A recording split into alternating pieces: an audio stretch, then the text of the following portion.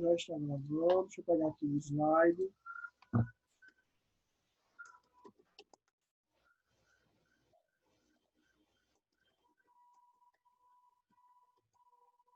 Não é nada, é isso.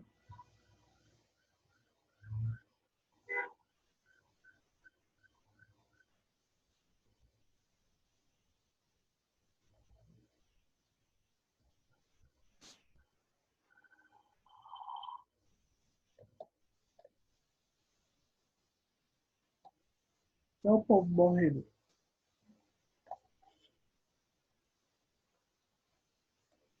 Não, isso eu não posso não, que esse é o símbolo da faculdade.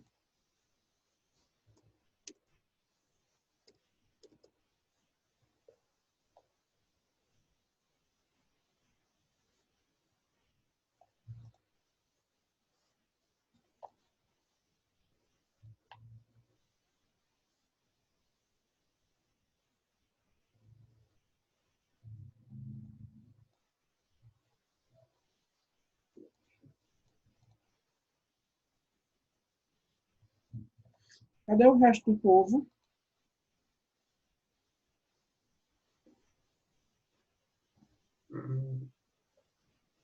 Então Ítalo vamos e lá. O Guilherme nego tá. chegou agora em casa. Quem? O nego. Tava viajando, parece. Então vamos lá, gente. Biomas, como vocês sabem, né, são grandes ecossistemas que serão diferenciados pelas suas variações climáticas, pela sua estrutura geográfica, pela disposição da vegetação, tão quanto a característica das espécies de cada animal, né, as características de espécies da fauna e da flora. Tá certo? Os principais biomas brasileiros, a gente vai ter a floresta amazônica, pode ser chamada também de floresta pluvial amazônica ou floresta tropical amazônica. Floresta costeira, a famosa Mata Atlântica. Cuidado para não confundir floresta costeira com zona costeira. Tá certo? Zona costeira são os manguezais. Floresta de araucárias, ou mata das araucárias, cerrado, pampa, caatinga, mata dos cocais, pantanal e manguezais. Então, são vários biomas. Veja quantos biomas a gente vai ter só no Brasil. Tá? Como eu estava explicando a vocês, o Brasil, por ser uma região muito extensa, muito grande, ele vai ter vários tipos de biomas diferentes. Tá certo? Então, aqui está mais ou menos a disposição no mapa desses biomas. Vejam que a floresta amazônica, ela é o maior bioma que a gente tem, seguido do Cerrado, seguido da Caatinga. A Mata Atlântica deveria ser toda essa extensão, mas não é, infelizmente, tá, gente? A Mata Atlântica ela já foi quase toda devastada, só sobrou pontos isolados, né, em cada região, infelizmente. Tá? E assim a gente vai ter nas outras, os outros biomas. Já a Pampas, a gente vai ver também que existem biomas de transição, como a Mata dos Cocais, a Mata das Araucárias, tá? E a parte do manguezal. Então, começando aqui pela floresta amazônica, é o maior bioma do Brasil. A floresta amazônica caracteriza-se por uma região tropical, por um bioma de floresta tropical, como a gente viu nos biomas terrestres. Localiza-se na extensão norte, tá, do Brasil, pegando uma parte do leste, tá certo? Brasileiro. Um pedacinho do leste ali do Brasil. Tá? Precipitação pluviométrica superior a 1,8, né, no caso 1.800 milímetros ao ano. Então, nessa região chove muito devido à grande quantidade de vegetação. Tá? Quanto mais árvores, quanto mais vegetação, maior o índice pluviométrico da região, tá certo? É uma região que tem muitos rios, tá? Que tem muita população ribeirinha, né? Que é aquela população que vive às margens do rio. Tanto é que eu acredito que vocês já viram várias. Quem nunca foi ao Amazonas deveria ir. Eu nunca fui e é um das regiões do Brasil que eu quero muito ir, tá? A gente vai encontrar muito lá aquelas casas, não sei se vocês já viram que aquelas casas ficam submersas ao rio, tá? São populações realmente carentes, é um público carente dessa região. Deveria se, eu acho que os governantes brasileiros eles deveriam olhar mais para essa região, que ela, sem dúvidas, é a região mais rica do Brasil em termos de recursos, tá certo? E a floresta amazônica ela é considerada a floresta mais importante do planeta, né? Por tudo, pela concentração de fotossíntese dessa região, fotossíntese a nível terrestre, tá? Pela concentração de espécies da biodiversidade, tanto da fauna e da flora, tá certo? Então, ó, a floresta apresenta diversos estratos. O estrato mais alto localiza-se de 30 metros a 40 metros acima do solo, certo? Apresentam raízes tubulares responsáveis pela sustentação das plantas. São plantas, árvores de grande porte, tá certo? Muitas árvores grandes. Dentre essas árvores vão estar as mais conhecidas como a seringueira, de onde se faz a extração da... Eu esqueci agora o nome da substância, gente. Do látex, certo? A extração do látex para a produção de borracha. É onde se tem também o pau-brasil, tá? Que é uma árvore típica dessa região. A gente vai ter muitas bromélias, plantas epífitas, muitas flores exóticas, como a orquídea, tá certo? Que são plantas que não são tão grandes, mas elas são, vamos dizer assim, parasitas. Mas é um tipo de parasita que elas não prejudicam as árvores, elas só querem moradia mesmo. Tá? Então, elas se enrolam nas árvores para chegar no canto mais alto, para poder captar luz solar. Tá? Porque na parte do solo, né, não se tem a disposição da luz solar, e aí a fotossíntese ela vai de menor, ela é pouca na região do solo, tá certo? Alguém quer falar alguma coisa? Não. Tá, e as plantas epífitas são justamente essas plantas que eu falei a vocês, né? Que elas vão se enrolar, ó, são plantas de pequeno porte que elas vão se enrolar nas árvores para poder chegar até lá em cima e buscar a luz solar.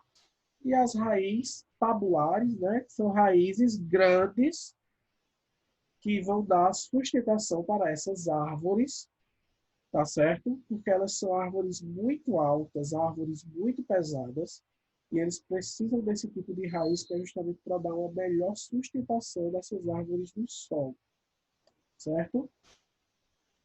Vídeo e Judu.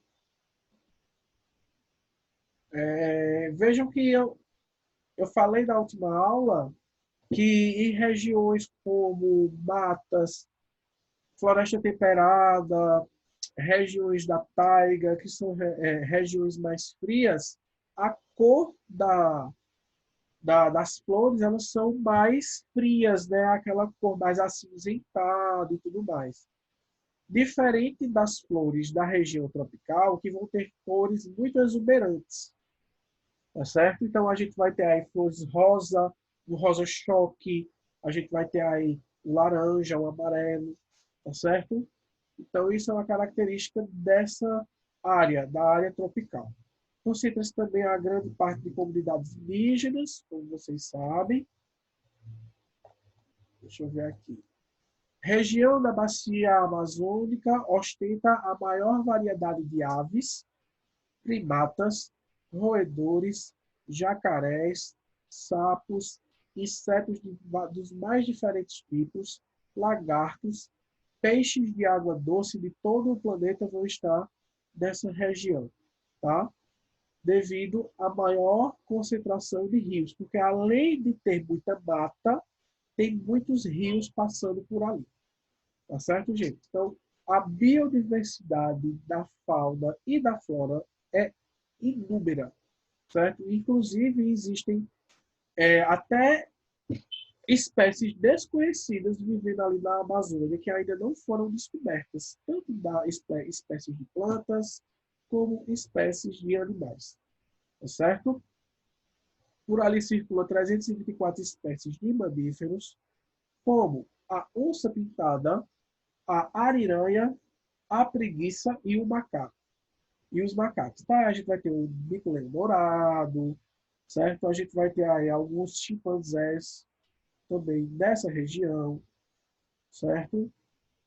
A gente vai ter, eu não sei se vocês lembram, a ariranha. A ariranha parece o, deixa eu, a ariranha parece um suricato, tá? É como se fosse um suricato grande. Tá certo? Então, todos esses animais aí, eles são típicos da mata amazônica, certo? Dá até uma dor no coração a gente ver o desmatamento exacerbado da Amazônia, gente, porque esses animais, eles não têm onde morar. A casa deles é aquela.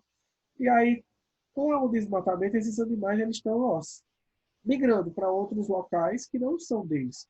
Então, não sei se vocês já viram, por exemplo, o aparecimento de onças em zonas urbanas, tá? O aparecimento de preguiças.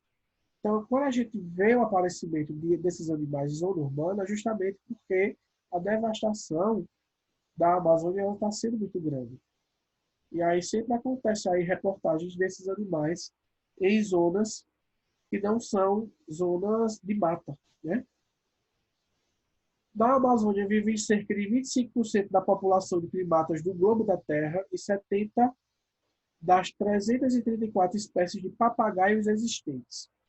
Com relação a peixes de água doce, concentram de 2.500 a 3.000 espécies diferentes só no Rio Negro.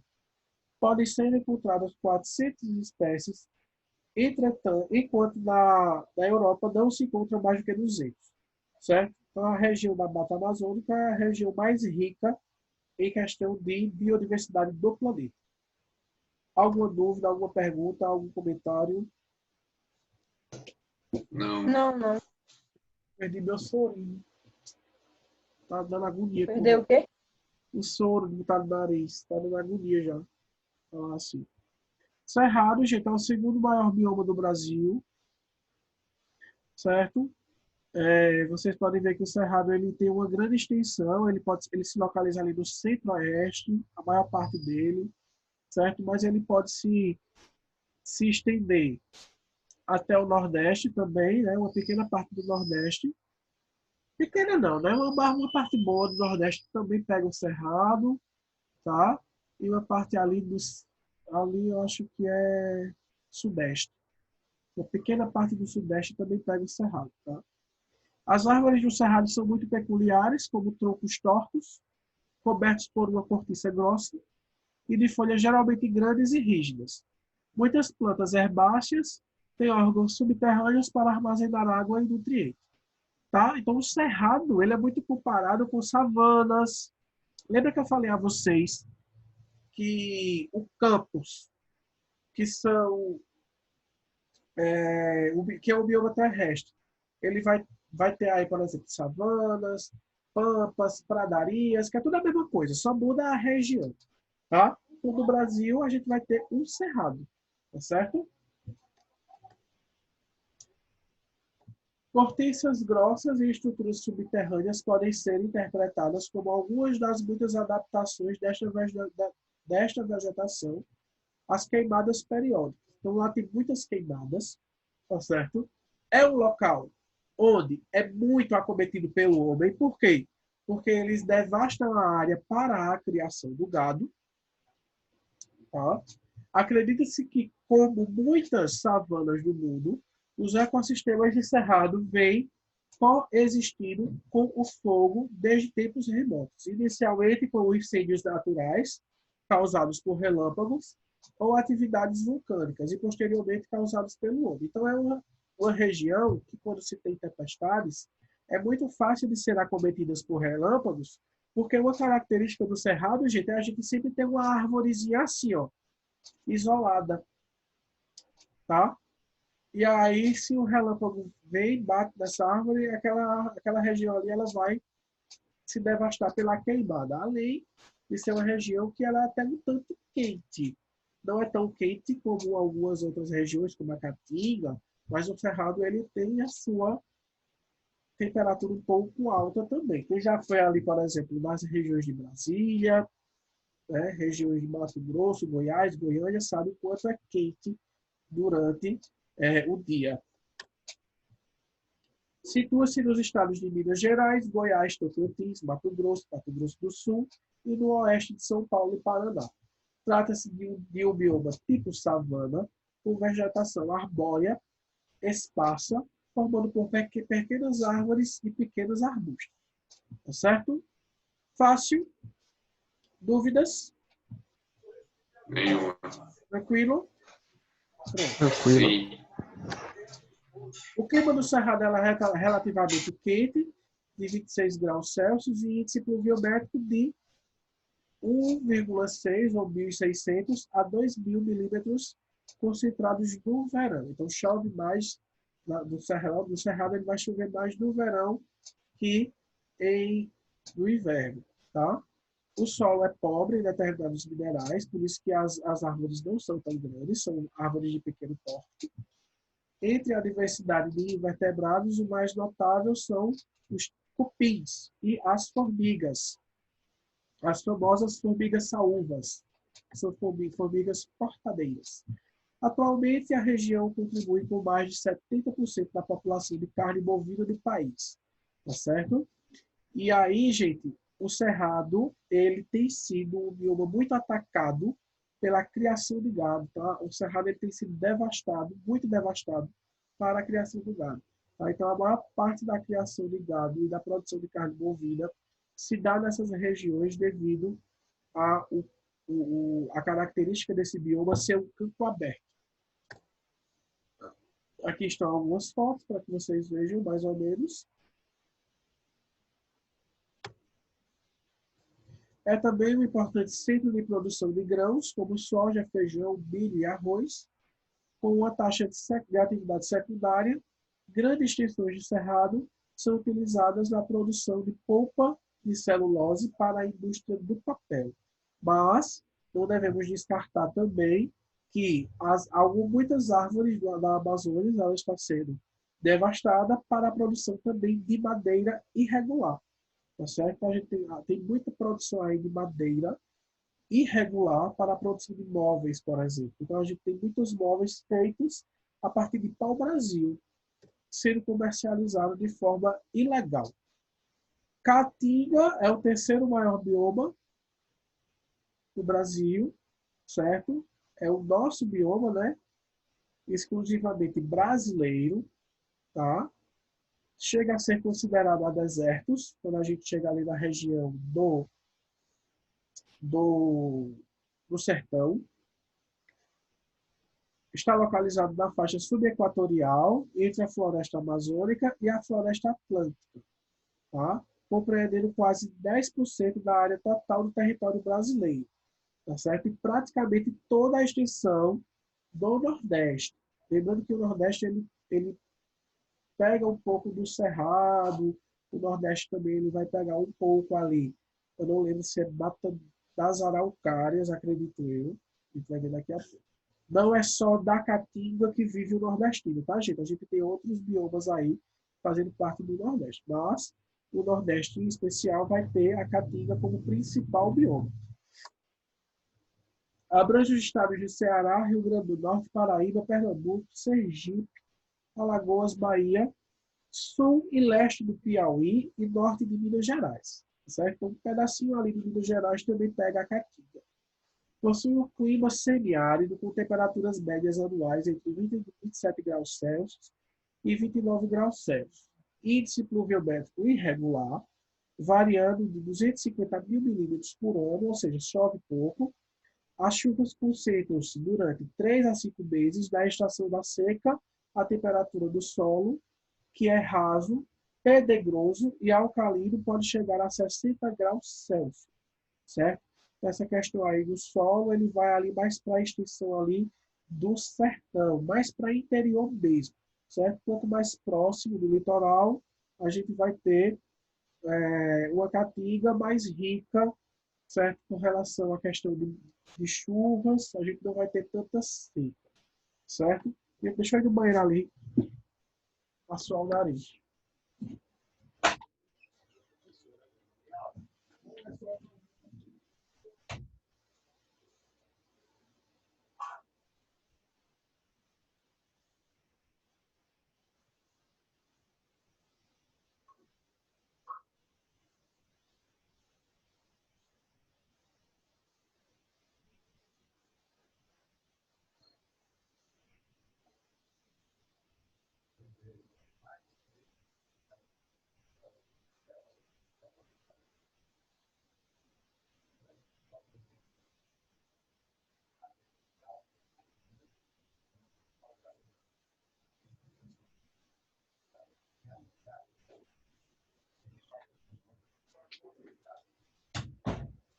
Ah, eu estou péssimo. Kaique chegou? Chegou? Kaique, João Guilherme? Chegou não. Não. Olha aqui, ó. Plantas secas, né? Características da caatinga, por conta da estiagem das chuvas. Aparecimento de Só alguns... tá eu e Diogo aqui. E É. Ítalo? Ítalo saiu, como tava mostrando aqui. E Luan? Também não tá não. Pois tá bom. Vamos lá, ó. Plantas secas, né? Características aqui do nosso clima. Aparecimento de mandacaru, de alguns tipos de cactos. São plantas xerobófitas ou xerbófitas que acumulam água, né? Aí vejam como é bem seco, ó, quando não tem chuva. E quando tem chuva, ela é mais verdinha, tá vendo? A vegetação da caatinga é extremamente diversificada, proporcionando a ocorrência de espécies adaptadas às condições do ambiente, né? Por conta do solo e do clima. As espécies arbóreas e arbustivas apresentam folhas pequenas, caducifólicas ou modificadas em espinhos. Outras com raízes superficiais para absorver o máximo de águas que vem da chuva. Algumas das espécies nativas da caatinga são barriguda, amburana, aroeira, baraúna, maniçoba, macambira e o juazeiro, além do mandacaru. Tá? Então é isso, gente. Estudar bioma é isso. É o tipo de planta, o tipo de animais, característica do bioma, principalmente característica climática e pronto. Não tem bicho de sete cabeças. Outras características aqui da caatinga, ó, os rios são intermitentes, correm apenas durante o período de chuva, tendo seus cursos interrompidos durante a estação da seca. O escoamento superficial... Ligaram o som bem aqui do meu lado. Puta que pariu. Eita, tá gravando. Isso me atrapalha muito. Eita, E é mais um bando de forró. Vamos lá. O escoamento superficial é intenso, pois os solos são rasos e situados acima de lajedos cristalinos. Após as chuvas, as plantas florescem e os animais se reproduzem, deixando descendentes que já possuem adaptações para suportar o longo do período da seca seguinte. Mesmo durante a seca, a vida animal também é rica e diversificada. Então, a gente vai ter o aparecimento aí do peba, né, o tatu-peba, a gente vai ter muitos caçacos, o nico, a gente vai ter o galo de campina, o azulão. Então, tudo isso são características da nossa fauna, tá? Floresta do Cocal localiza-se em certas áreas dos estados do Maranhão, Piauí e Rio Grande do Norte. É justamente um tipo de bioma que tem muitos cocais cheios de babaçu, né? E ele fica literalmente entre o Amazonas e a Caatinga, tá certo? É uma área de transição. A planta típica é o babaçu, tá certo? A floresta de babaçu é economicamente importante. Das sementes da palmeira extrai o óleo, as folhas são utilizadas para a cobertura de casas e para a fabricação de utensílios domésticos. Então, a floresta do cocó é bem isso mesmo, é só isso, tá? Pantanal, Mato Grosseiro, porque ele é bem pequeno. Pantanal, a planície do Pantanal é considerada a maior área úmida contínua do mundo, formada por uma grande bacia sedimentar. Sua altitude varia de 75 a 100 metros acima do nível do mar. Este bioma engloba os matos, os estados do Mato Grosso do Sul e ainda uma pequena parte do território da Bolívia e do Paraguai, tá? Então é uma área aí, ó, de pântanos, tá certo? A planície do Pantanal se insere à chamada Bacia Hidrográfica do Paraguai, formada por tributários do Rio Paraguai provenientes das cabeceiras do Planalto Central do Brasil. Então é uma área realmente inundada, tá? O clima da região é o tropical semiúmido e o índice pluviométrico médio gira em torno de 1.500 milímetros por ano, onde as chuvas se localizam no verão. As temperaturas médias variam de 17 graus Celsius a 23 graus Celsius, podendo atingir mínimas de 0 graus Celsius no inverno, devido às massas polares que penetram pelos vales do sistema Paraná-Paraguai. As maiores temperaturas acima de 40 graus Celsius são registradas aos arredores da cidade de Cuiabá. A fauna é bastante rica, diversificada, porém há muitas espécies ameaçadas de extinção, como a capivara, tamanduá-bandeira, o veado, manteiro, onça pintada, entre outros. O tuiuiu, ou jaburu, ave símbolo do Pantanal, com as asas abertas, ultrapassa 2 metros de envergadura. O maior peixe é o jaú, que pode atingir 1,5 metro de comprimento e pesar 120 quilos. Esse é o tuiuiu, é a ave típica do Pantanal. O Pantanal abriga uma das mais ricas reservas de vida selvagem do mundo. Em alguns locais mais elevados, onde o solo não retém água, a vegetação pode apresentar a vegetação típica de caatinga, como cactos. Das áreas que são inundadas durante as cheias anuais, crescem gramíneas, formando pastagens naturais. E o Pantanal, gente, ela é simplesmente, para mim, um dos biomas mais bonitos do Brasil. Tá certo? Porque ela abriga muitos pássaros que migram, certo? Pássaros migrantes, em busca de alimento e em busca de moradia. Floresta Atlântica, ou Mata Atlântica, ela é bem semelhante às condições climáticas da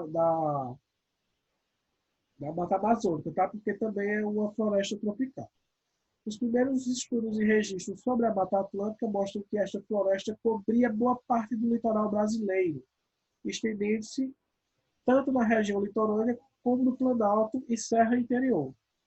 A extensão da Mata Atlântica ela vai do norte ao sul do país, tá certo? Até 1850 foram devastadas enormes áreas de mata em busca dos recursos naturais existentes. O primeiro a ser explorado foi o pau-brasil, que ocorria em toda a extensão da floresta. Fatores como a mineração, ciclo da cana-de-açúcar, café e pecuária, o processo desordenado de ocupação e industrialização contribuíram para a redução desse bioma. Então, como eu falei a vocês, Mata Atlântica a gente vai ter pontos específicos que já foi muito devastado. Tá? Apresenta um alto índice pluviométrico, chegando a valores entre 1.800 a 3.600 índice de pluviométrico por ano, devido à condensação da brisa oceânica carregada de vapor e é empurrada para as regiões continentais. Desse bioma, a maioria dos rios é perene, possuindo rios de águas claras e rios de águas prateadas. Alguém lê aí para mim que está cobrindo aqui? Eu vou ler. Os rios de água preta, que possuem lentos Possuídos cursos cursos de água drenam as de água, planícies das restingas e mangues, recebendo grande quantidade de matéria orgânica, ainda em decomposição, o que lhe conferem a coloração escura. Então, essa região ela é uma região rica, solo bem rico em matéria orgânica, tá? E as plantas dessa região elas são mais verde escuro do que as plantas da Mata Amazônica, por exemplo, devido a essa riqueza de matéria orgânica que vem do mangue. São rios que formam os estuários e, portanto, possuem relação com a água salgada, dependendo das condições da maré e das épocas do ano. A partir da mudança de curso, também podem ser formadas lagoas de água doce, brejos e lagunas de água salobra, que são próximas ao mar. A fauna é uma das mais ricas e diversas de espécies, entrando entre as 5 regiões do mundo com maior número de espécies endêmicas, ou seja, espécies que são daquela região. Apresentam uma das mais elevadas riquezas de aves do planeta, com a possibilidade de existirem diversas espécies reconhecidas. Os mamíferos são os componentes que mais sofrem com os vastos desmatamentos e a caça. Possui alto grau de endemismo, ou seja, espécies típicas daquela região devido ao processo de evolução das espécies em área isolada das demais bacias hidrográficas brasileiras. Tá? Vou encerrar já, viu? Vai encerrar e eu continuo na próxima aula. Beijos. Tá certo. Tchau. Tchau.